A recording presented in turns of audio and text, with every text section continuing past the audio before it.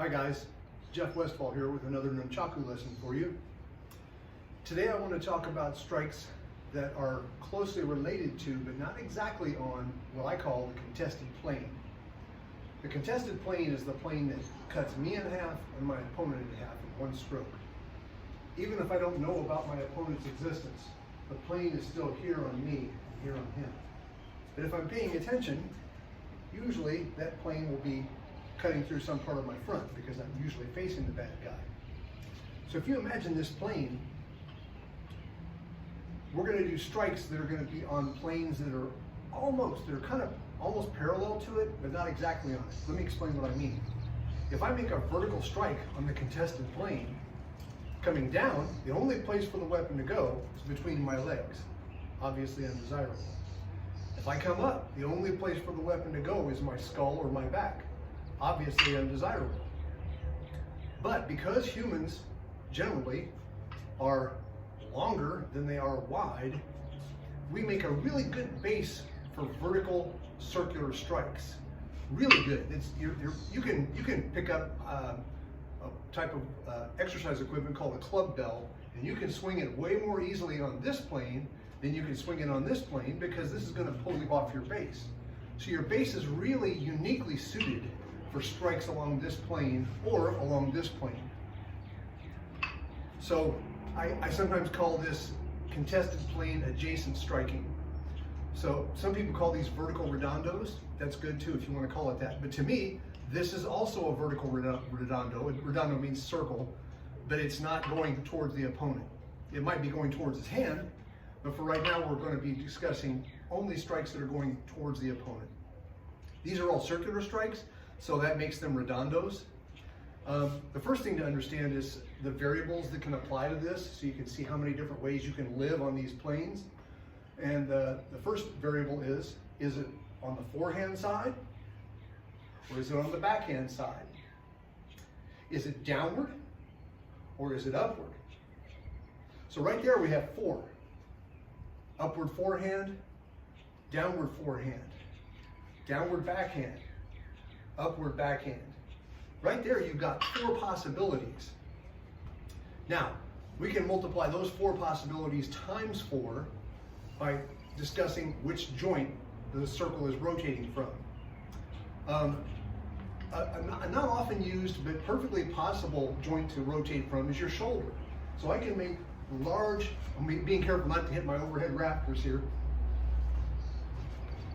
large circles from the shoulders. If your nunchaku is long enough, you can graze the ground, so you want to be cautious about that.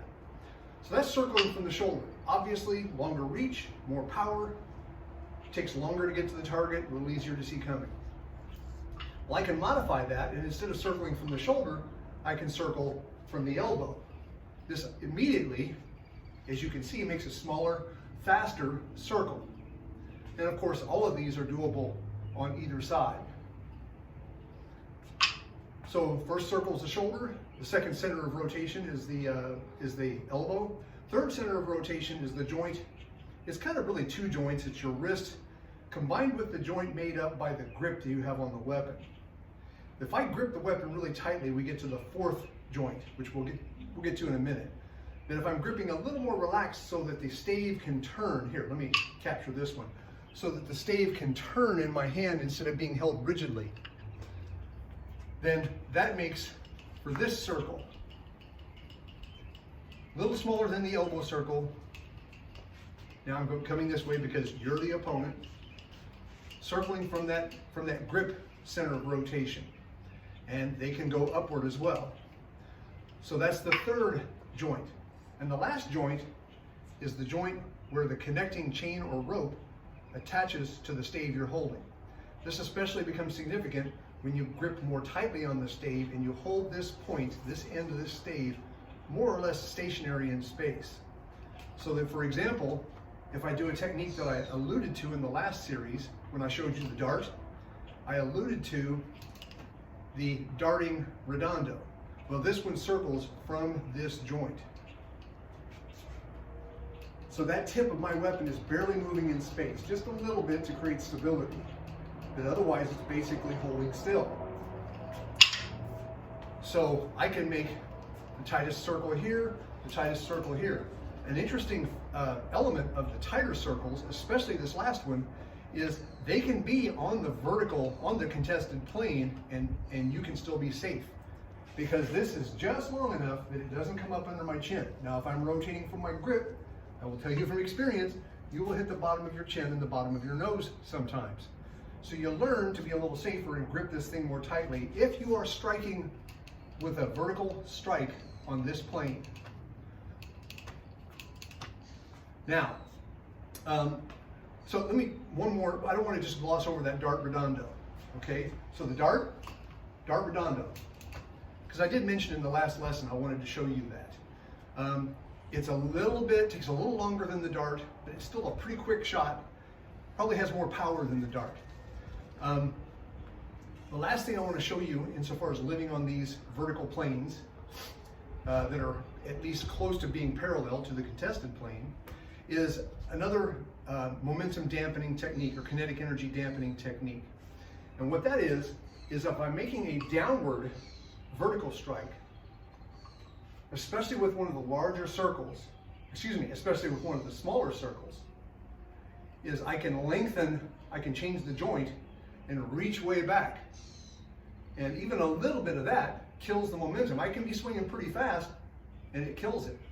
Now this doesn't work very well if I'm already going from the shoulder, although I can step and reach. So if you can simply lengthen the lever, you will slow down the rotation. That's just the law of conservation of angular momentum. I can do the same thing going this way, take a step. Same thing going this way, take a step. So you've got a lot of different methods that you can do this. So I can be swinging this way and step forward and reach back. I can be swinging this way and step back and reach. Many different methods. So that's one more method that I can use for dampening my kinetic energy. And you cannot have, with a weapon that's this difficult to control, too many tricks in your trick bag for controlling the kinetic energy of this thing that is almost as much of a danger to you as it is to your opponent. Have fun, keep twirling. See you next time. Wash your hands and say thank you to your friendly local healthcare professional.